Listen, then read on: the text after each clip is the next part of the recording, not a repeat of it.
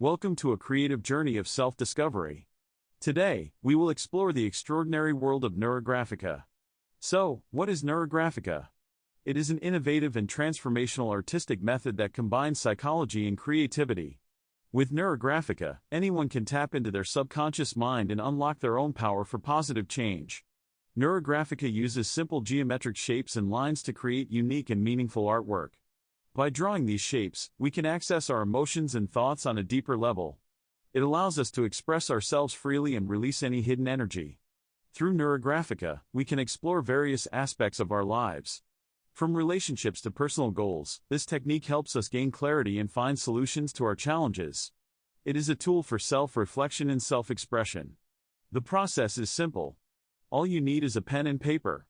Just let your imagination flow and draw the first shape that comes to mind. Then, add lines, colors, and patterns. Allow your intuition to guide you. As you create, you will notice the layers of your subconscious thoughts emerging on the paper. Neurographica is not about creating perfect art, it is about the process.